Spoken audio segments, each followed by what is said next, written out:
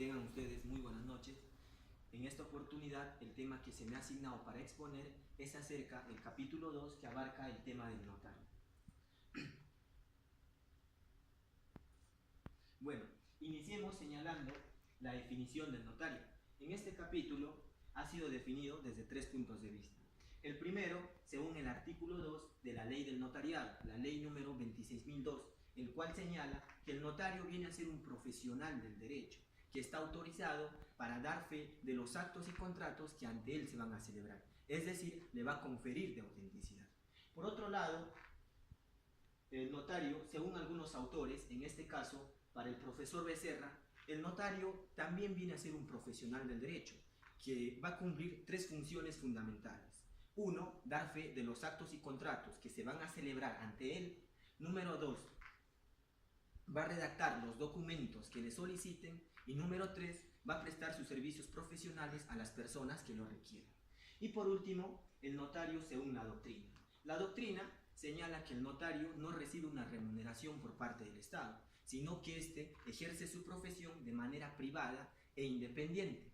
Por lo tanto, percibe una remuneración económica fijada en los honorarios notariales. Siguiente.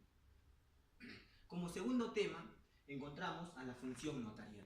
La función notarial viene a ser una función pública. Esto se dice porque el notario recibe la autorización del Estado. Esta función se va a ejercer de manera privada e independiente. Por lo tanto, el notario no se encuentra situado jerárquicamente dentro de los funcionarios públicos. Respecto a su naturaleza jurídica, hay que señalar que la función notarial se encuentra dentro de la teoría de la jurisdicción voluntaria. Esto quiere decir que se va a desarrollar dentro del ámbito administrativo de manera voluntaria, a solicitud de parte y sin conflicto de intereses entre las partes. Por otro lado, encontramos a la competencia territorial. La función notarial tiene como competencia territorial de manera provincial. Asimismo, tenemos la distribución nacional. A nivel nacional encontramos 22 distritos notariales. Esto se debe a que Huánuco y Pasco conforman un distrito notarial, así también Cusco y Madre de Dios, y por otro lado también Tumbes y Piura. Y como último tema acerca de la función notarial, encontramos el ingreso a la función notarial. Para ingresar a la función notarial se debe dar un concurso público ante un jurado. Las etapas del concurso son las siguientes. 1. La calificación del currículum vitae, un examen oral y un examen escrito. Además, aquí tenemos que señalar que cada etapa es eliminatoria e irreversible. Como otro tema, encontramos a las características de la función notarial. Hay 4 características fundamentales. 1. Que la función notarial es de ejercicio personal. Esto significa que la investidura pública es dotada por el notario por delegación del Estado, es decir, solo por el notario y nadie más. Como segunda característica encontramos que la función notarial es de ejercicio autónomo. Esto significa que el notario, como profesional del derecho, ejerce su función de manera privada e independiente, por lo que se dice que no se encuentra sujeto a un empleador. Como tercera característica encontramos que la función notarial es de ejercicio exclusivo. Esto significa que solo el notario puede ejercer la función notarial, por lo tanto no se admite interinatos ni suplencias. Y por último, la función notarial es de ejercicio imparcial.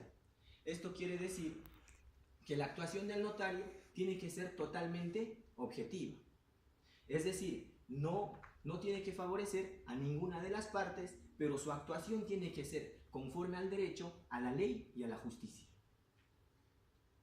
Como siguiente tema podemos ubicar a la fe pública notarial. La fe pública significa dar confianza, dar veracidad, en este caso a los notarios, a los secretarios judiciales o a los escribanos, para que cumplan con sus diversas funciones. Aquí tenemos que tener en cuenta que la fe pública es lo mismo que autenticidad, y ambos significan verdad que se reputa cierta. De acuerdo a la fe pública, teniendo en cuenta la fe pública, encontramos 3 matices: la fe legislativa, la fe judicial y la fe administrativa. La fe legislativa está referida a la máxima autoridad del Congreso, que en este caso vendría a ser el presidente del Congreso. Mientras que la fe judicial está referida a los secretarios judiciales, que con su firma van a respaldar las distintas resoluciones de los jueces. Y por último, la fe administrativa. La fe administrativa se refiere preferentemente a las funciones del notario. Como siguiente tema encontramos a los requisitos para ser notario, que lo ubicamos en el artículo 10 de la Ley del Notariado. Y son los siguientes. 1. Ser peruano de nacimiento, ser abogado con una antigüedad no menor de 5 años, asimismo, tener capacidad de ejercicio de sus derechos civiles, como también no haber sido condenado por delito doloso, no haber sido destituido de la función pública por resolución administrativa firme. También tiene que estar física y mentalmente apto para el cargo y como requisito fundamental, acreditar haber aprobado el examen psicológico ante una institución que es designada por el Consejo del Notariado. Este examen va a consistir en lo siguiente. 1. Los valores del postulante y asimismo las capacidades intelectuales para la función notarial. Otro tema viene a ser los deberes del notario, que son tres deberes fundamentales. Uno de ellos es la incorporación al colegio de notarios. Esto significa que el notario debe incorporarse al colegio de notarios dentro de los 30 días de expedido su título, previo juramento ante la junta directiva. Como segundo deber tenemos a las medidas de seguridad. Esto significa que el notario debe registrarse ante el colegio de notarios su firma, su signo, su rúbrica y otras medidas que él requiera conveniente. Ahora, para que su firma sea registrada, tiene que ofrecer cierto grado de dificultad.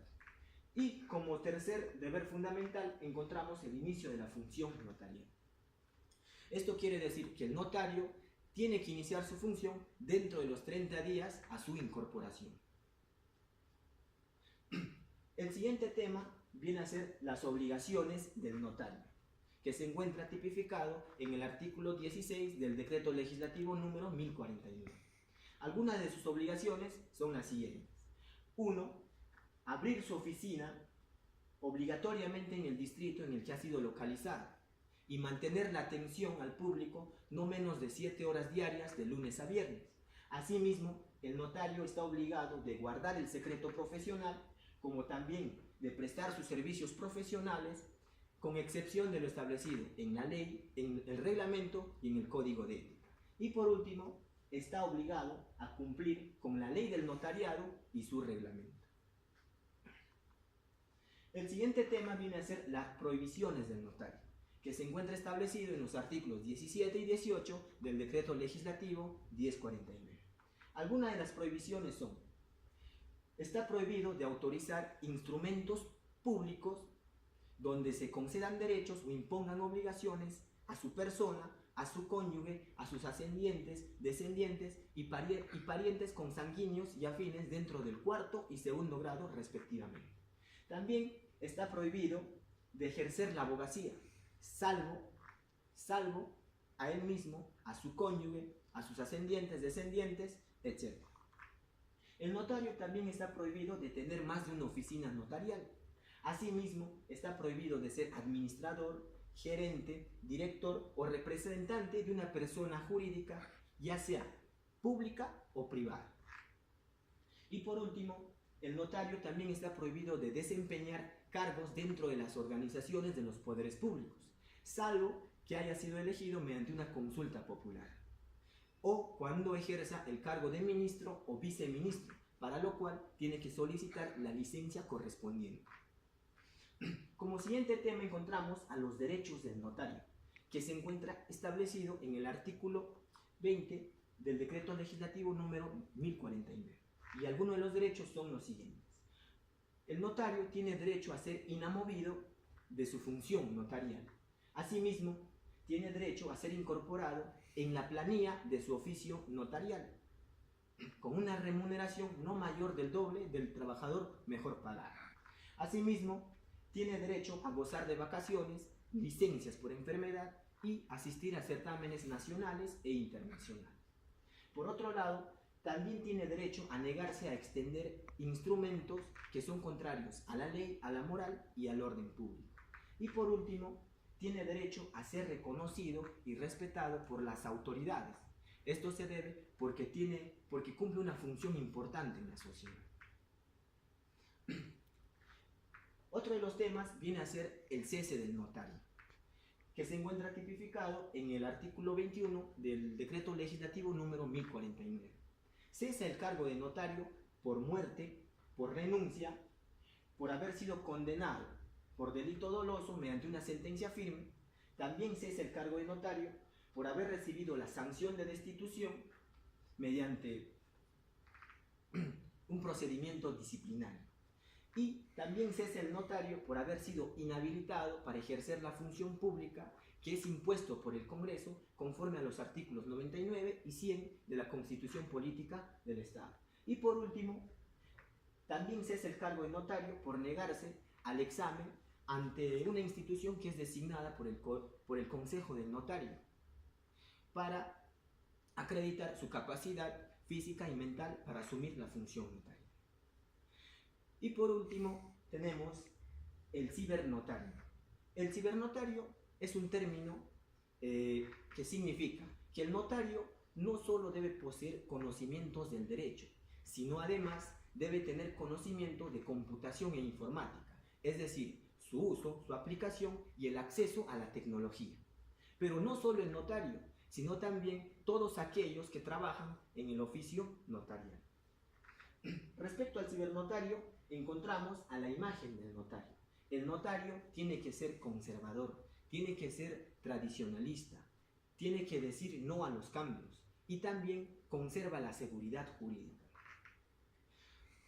También veremos los problemas que se pueden suscitar en el notariado. Algunos de ellos son la inseguridad en los instrumentos, la suplantación de identidades y la falsificación de instrumentos públicos. Pero así como hay problemas, también existen soluciones que a través de dos características se pueden dar. Por ejemplo, a través de la seguridad se pueden eliminar las suplantaciones.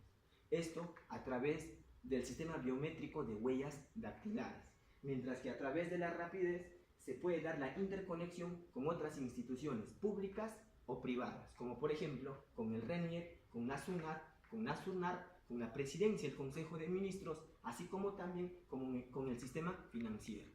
Y por último, tenemos que ver sobre la tecnología en la ley del notariado. Algunos ejemplos son las firmas y los certificados digitales, como también el sistema biométrico de huellas dactilares. Muchas gracias. Espérame que